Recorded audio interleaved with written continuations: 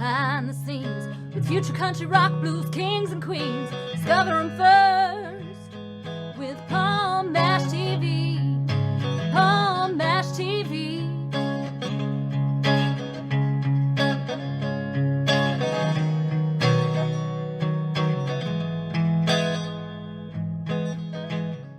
Well, hello there. It's Paul Bash TV time again. Thank you so much for joining us. We got a great interview coming up in just a moment. But before we begin, don't forget about that subscribe and bell button down there. It's always going to let you know any new episodes coming your way. So hope you do that. And also leave a comment on the comment section. We'd love to hear from you there. And pay attention to the description part of this interview as well as the closing credits. We're going to have contact info for you. So I hope you'll stay tuned for that. From Melbourne, Australia today, we have Sunset Galore. She is a very talented artist, and I think you're going to agree. And we're going to get to that in just a second, but first, here's another quick word from the Kate and Gordon Show. So don't go away. We'll be right back right after this. It is Caden from the Kate and Gordon Show. Today's best country mix. Check out my show at thekateandgordonshow.com. Okay, we're back, and with us from Melbourne, Australia, we have Sunset Galore today. Thanks for joining us, Sunset. Thanks for having me. It's a pleasure. Yeah, no problem. We've been trying to get this done for a few weeks. I'm glad we finally got around to doing this. Well, let's hear your story as far as how you started being an artist. I mean, I'm sure you always wanted to be one since you were a little girl. Maybe came much later. No, I didn't. Funnily enough, when I was a little girl, I wanted to be a paleontologist. So clearly a big miss there. And my day job is neither. So no, I have always been interested in music. My great grandfather was a piano player in Belfast on the music halls with his brother, who was a singer and a promoter. And so well before I was born, they were doing that. So I think music's probably somewhere just in the blood. But my grandfather, when I was little, obviously because his father enjoyed piano, he bought me a keyboard. It was a little Casio back in the 80s. And I still have that in my parents' house back home in Belfast. And that was where I started getting interested in music. I started to learn piano. And then from there, I ended up learning very badly, but learning things like violin. No kid is great at violin at first. Everyone, the dog goes and hides in the corner when you start to practice. But I kept coming back to the piano. I also did a bit of clarinet, and I was always in choirs at school and things like that. So I think singing was something I did. Mum recounts a story when I was in my pram and I was singing along to Wham's Wake Me Up Before You Go Go. So I think I was always around music and always singing and engaging with it. I just don't think I ever consciously thought that's a job or that's a career I could have.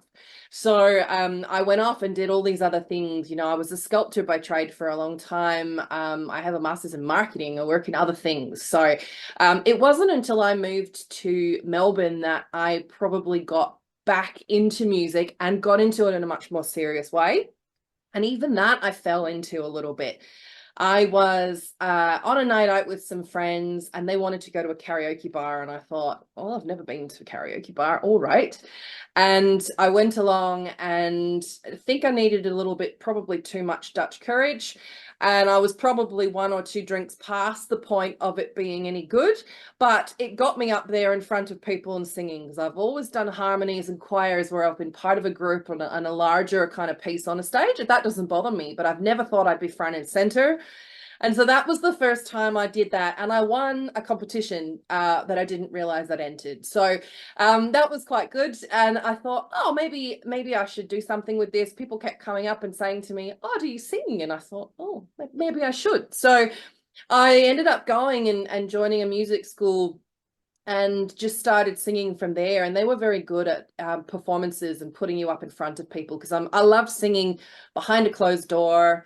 You're not looking at me. I'm not performing. I'm just singing. It's just about the singing. So that really got me out of that comfort zone and put me in front of audiences that were, 250 people in theaters and things like that, at fairs, at fights, you know, in bars and restaurants, in the corner of a cabaret room, you know, people are dropping the cutlery and the plates, and that was really, really good to kind of take away the stresses that I guess I was feeling from the performance side, whereas I was always much more comfortable with just being around music. So that got me into an artist program where I started to do some songwriting, and I didn't really know where to start. So that was just sort of giving me some tools to get me to just pull out whatever was inside, I guess, because it was in there. I just couldn't access it. So I did that, and I had to perform live, and then I started playing piano. I rediscovered piano. I had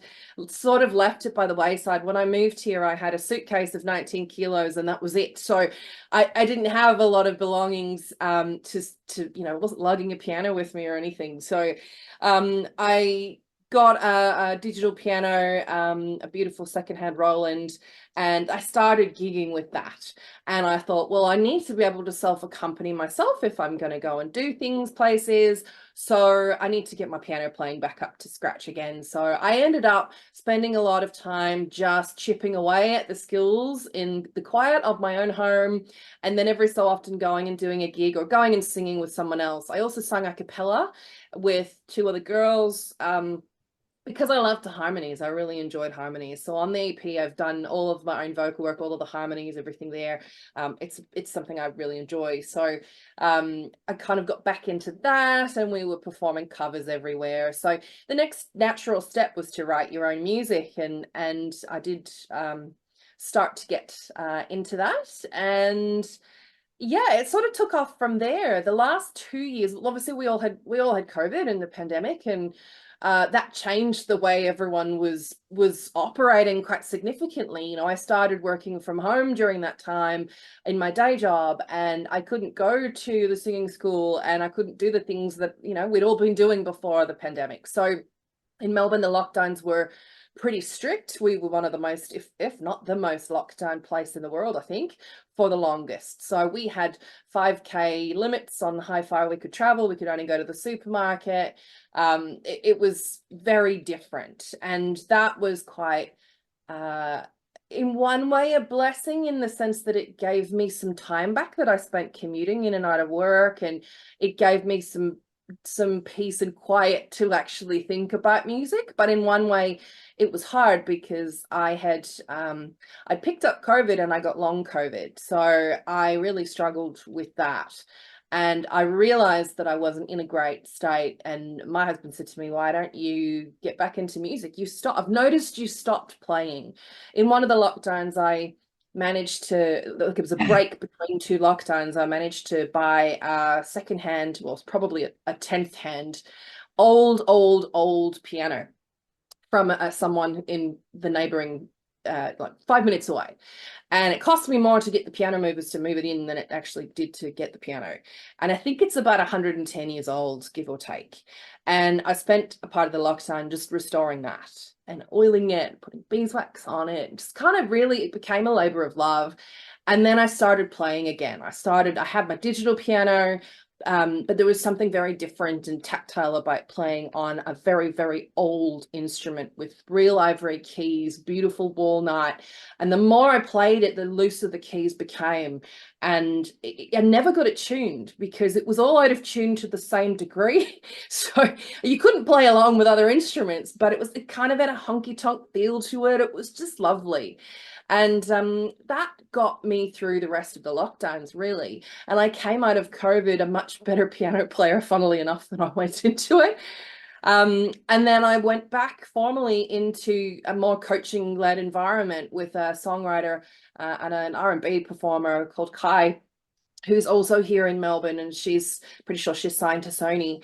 And with the goal to write an EP, or at least, maybe I wouldn't record it, but I would probably, let's see how far we could take it. Let's see if I can do this. And so she said, of course you can. What's your timeline? And she said, oh, you can do it in half that. So we sat every week, and I brought to her what I'd been writing, and we tweaked it, or we ran with it, or we ditched it, depending on what it was. and it was great. And she would give me a prompt for the following week, and we'd explore a lot of funk and a lot of soul and a lot of jazz and a lot of pop and all sorts of things, because I said, I don't know what my sound really is. So how do I find that? So that was a bit of a mission. And then that took about a year, maybe slightly less. And I had a lot of material, and I was going to maybe record a couple of songs, maybe 4 or 5, and make it a sort of normal sized EP. We couldn't really cut it down past the 7. So we ended up, this time last year, I started recording and finished in about February, early February.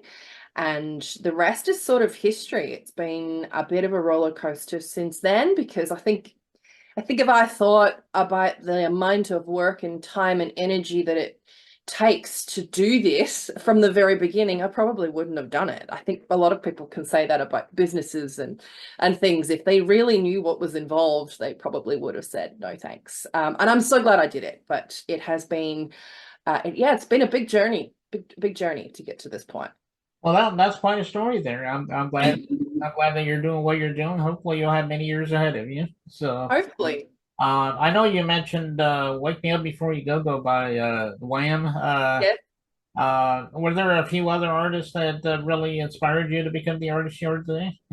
Yeah, I think there's probably a few eras of this. I think if you think back to sort of that 80s, 90s kind of era, I loved everything that was on the radio. You know, I loved all the Kylie Minogue stuff back then. You know, everyone was in the UK was very big on Neighbours, and so she got very, very big very quickly in the UK. I loved all the Michael Jackson stuff. A little bit later on, I listened to a lot of the Jamiroquai sort of style of things. I loved good jazz. I've always been really interested in Miles Davis, and I know that the EP that I've produced was probably not the EP I thought I was going to make. I thought it was going to be either a lot more folk or a lot more jazz. And it just ended up that because I was working with a coach who was a little bit more into the pop sphere, I just uncovered all this new stuff that I thought, oh, why haven't I been listening to this? So it kind of it draws from a very retro space, a lot of that old soul, jazz, funk space. I like a really good bass line. So listening to a lot of a funk bass line. I do play drums. Well, I didn't say I was good at it, but I have played drums over the years. And so I like an interesting drum line as well. And so I think I kind of borrowed from lots of different people. You know, when you're learning to be a singer, I enjoyed learning how to sing riffs and runs and those kinds of things. So I've borrowed from lots of different people. I loved listening to Jamie Cullum. He's a British jazz piano player and singer.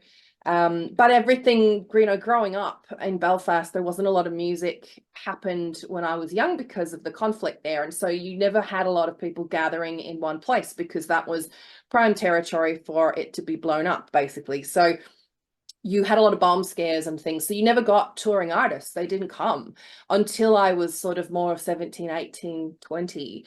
And then you got 50 Cent, and he came out in his flak jacket, and I thought, wow, we must be really scary, you know. So you have all this, you've so many different influences there. And then I moved to Melbourne, and the world sort of opened up again, and I got interested in, I listened to a lot of Meg Mac. I've been lately loving Denzel Baker Boy's work. He's a rapper. I'm not a rapper, but I love his funky bass lines, and everything's really smooth. So again, just borrowing a lot of things. I went to see Teddy Swims lately when he toured, and he came to Melbourne, and that was fantastic. What a voice. So a little bit of everything. It's really hard to kind of pick, even for me, a genre, because everyone said to me, oh, I really thought you were going to make it more of a folk album, which, you know, if you'd asked me 2 years ago, I would have agreed with you. So. Right. Yeah. You know, Kylie Minogue, you know, I still hear her music off and on even Yes. today, and Michael Jackson. Yep. You know, all these are really awesome artists. Yeah. Now, people after watching this video, we're going to be playing in a minute here. They may want to go out and get more of your stuff. Are you on all social media, streaming media? Have a website? I mean, tell everybody about that. Yeah, of course, of course. I'm on all of the things. The music itself is on all of the streaming platforms. It's on YouTube. And we've just released the video for Call It. That's also on YouTube. From a social media perspective, yeah, absolutely. I'm on Facebook, I'm on Instagram, and obviously you're talking to an independent artist. So, if anyone's replying, it's me. Feel free to reach out. Tell me what you love. Tell me what you hate. I love good feedback. So I've loved it when people have said, "Oh, I like this bit," or "I didn't like that bit so much." That's really helpful. That's great. So do feel free to reach out. Not on X anymore. Twitter as was. I left that a little while ago. But there's so many social media channels that you can spend forever just going down rabbit warrens. So I've consolidated pretty much on your Instagram and your Facebook. Feel free to reach out. The website is the kind of hub for everything. So sunsetsalore.com.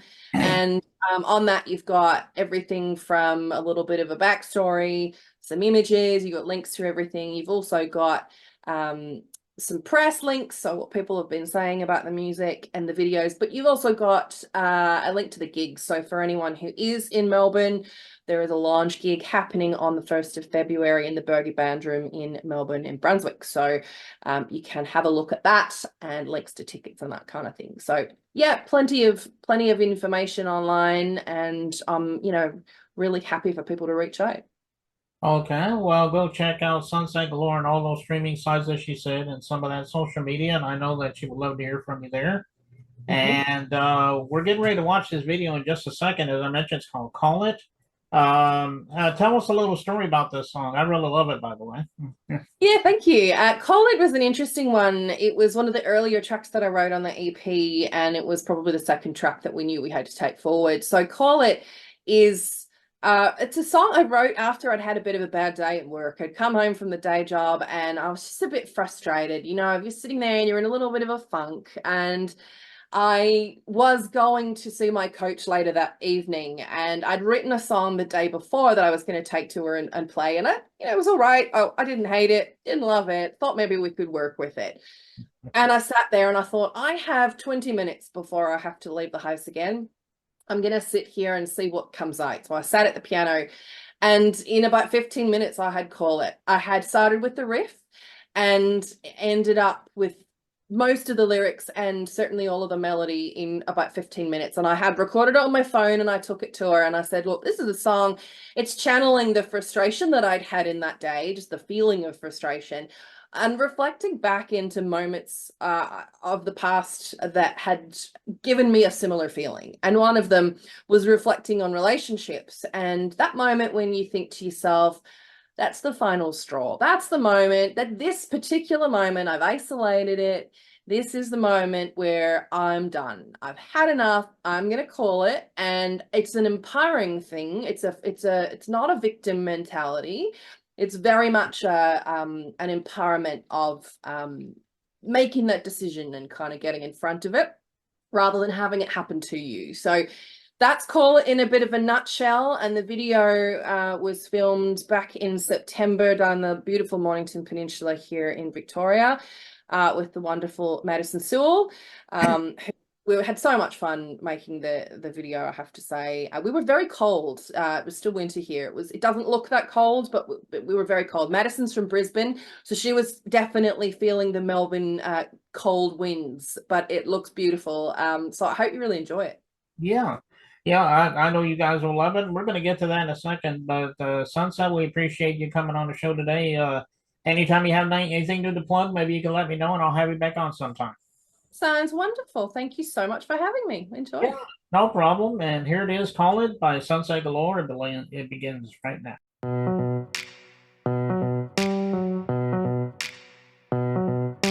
Call it for you in the morning. I wanna sleep in too late. Now I'm awake and keep yawning. You just don't seem to communicate.